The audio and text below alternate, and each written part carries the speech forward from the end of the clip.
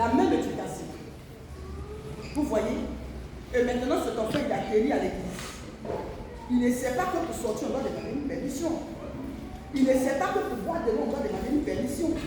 Il ne sait pas que quand tu viens, tu ne dois pas s'asseoir n'importe où. Donc, il vient comme ça, il va s'asseoir. Ah, ici, c'est chez les pasteurs. C'est les pasteurs qui s'asseyent ici. Monsieur, excusez-nous, il est frustré. Parce que pour lui, il va s'asseoir où il veut. Vous voyez? C'est compliqué. Voilà pourquoi l'éducation physique et l'éducation spirituelle, ça fait deux choses. Mais les deux vont ensemble. Et c'est ce qui fait qu'aujourd'hui, il y a la paix dans la maison de Dieu. Parce que nous sommes pasteurs. Beaucoup d'entre nous, ils vont jusqu'à être pasteurs. Mais ils manquent de savoir-vivre. Ils n'ont pas reçu l'éducation. Mais Dieu n'a pas regardé qu'il n'est pas éduqué pour l'appeler. Dieu ne se répand pas de son appel. Maintenant, à nous, comme l'apôtre Paul a dit, on doit profiter pour être libre. Je suis venu, j'étais esclave. Mais profite pour être affranchi. On apprend. Les bonnes manières, là, ça s'apprend. Les bonnes manières, là, ça s'apprend. Nous, par exemple, parce que ma mère, ma génétique, qui est là, elle ne sait ni écrire. Si elle a trop voyagé, là, peut-être c'est Yam Soko, Boaké. Elle, en tout cas, elle a tourné un peu dans sa jeunesse pour faire commerce, une commerçante. Elle prenait un train pour tourner un peu. Donc, elle a connu quelques vies. À part ça, là, ma mère, c'est le moment d'enfant d'indépendance. Donc, il y a certaines choses qu'elle n'a pas connues. Même quand elle est le mot idiot comme ça, elle ne voit pas qu'elle n'a pas de lunettes. Elle trouve que lunettes, c'est une genre, elle trouve que c'est une monterie. Voilà, elle trouve que c'est pour yéyé. Elle n'a jamais porté des pantalons qu'elle va avec lui. Il y a des choses qu'elle n'a pas, parce que c'est des moments de son époque. Vous voyez? Maintenant, c'est des moments de troisième âge. Il y a deuxième âge, troisième âge. Maintenant, nous sommes des moments de quatrième âge. Donc, une personne qui a une maman comme moi et quelqu'un qui va avoir une maman comme elle, ce n'est pas les mêmes moments. Certainement, c'est dit on a vu les mamans de Bibi, c'est une maman choco, c'est une maman ceci, c'est une maman cela, mais c'est une maman de quatrième âge. Donc on ne peut pas comparer à une maman de premier âge, avant l'indépendance. Ce n'est pas les mêmes looks, ce n'est pas les mêmes choses. La manière qu'elle est, quand elle était jeune, c'est comme ça qu'elle s'habillait. C'est leur manière d'être. Donc eux, c'est ce qu'ils ont gardé jusqu'aujourd'hui. Nous aussi, notre manière d'être, nous on était autant des idées, à Nyanya. Donc on grandit aussi. On a en avance, nous sommes aussi dans notre époque. Donc ce ne sont pas les mêmes moments. Gloire à Jésus. Donc ça fait que nous, par exemple, je suis une maman de quatrième âge. Mais comme j'ai une maman de premier âge, il y a des choses de la sagesse que j'ai acquis parce que j'ai une maman de la première âge. Vous voyez? Donc ça fait que ce que j'ai reçu de premier âge, étant quatrième âge, je donne une éducation de premier âge à mes enfants. Donc partout où mes enfants passent, les gens sont superflus, les gens sont polis. Mais vraiment tes enfants sont bien, mais vraiment tes enfants sont polis. Vraiment tes enfants là, on ne sait même pas. C'est l'église, ce n'est pas l'église.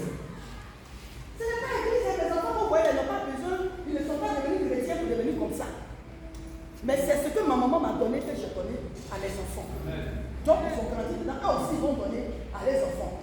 Maintenant à eux de tenir, de maintenir les filles. Si eux ils ont raté là, c'est leur problème. Voilà Jésus. Donc c'est pour vous dire que pourquoi Abraham aujourd'hui va envoyer quelqu'un pour aller ailleurs, pour aller prendre une femme. Pourtant quelqu'un pourrait se poser des questions pour dire mais là où il est, est-ce qu'il n'y a pas de femme? L'enfant est né là-bas, l'enfant grandit là-bas. Mais Abraham dit je ne veux pas que mon fils se marie ici. Pourquoi? Parce que Abraham les connaissait, Abraham savait comment ils vivaient. Raison pour laquelle certains pasteurs ou bien certains leaders trouvent qu'un garçon qui est pasteur, un jeune pasteur, tu es chrétien, tu es pasteur, toi, tu vas aller marier par un mari, toi, tu vas chercher sa compte. La femme qui est chrétienne, si elle est forte, je dis et je le répète, elle peut se marier à un païen et transformer le païen parce que l'homme suit la femme. Mais un garçon, tu es pasteur, comme des jeunes pasteurs à 6 ans qui ne sont pas mariés, et puis toi, tu vas laisser l'église, tu vas aller dans le monde pour aller pour les femmes. Je me demande, toi, tu réfléchis comment? Tu n'es pas fort. Pour moi, je dis que c'est que ce garçon n'est pas fort, il est faible. Parce que si tu étais fort, tu ne vas pas quitter là pour aller dehors. Si tu étais fort, tu étais spirituel, tu allais voir clair pour dire que c'est le spirituel qu'il me faut. Tu ne vas pas aller prendre quelque chose qui est une entourloupe là-bas pour venir. Quel jour toi tu vas la laver? Quel jour toi tu vas la transformer? Quel enfant toi tu dois pas faire dans cette situation-là? Quel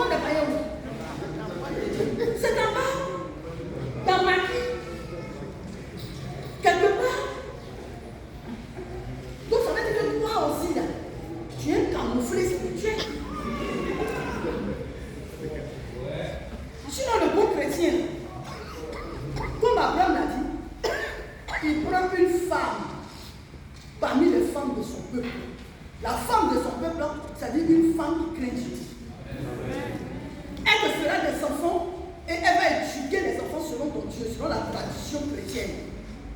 Et tu auras une bonne lignée. Mais toi, tu es un pasteur. Je dis que non, c'est le cœur qui compte. Bon, tu es parti prendre ton cœur là, donc il faut nous laisser respirer. Il faut nous laisser respirer. Je suis parti la prendre, elle, c'est pas sa faute.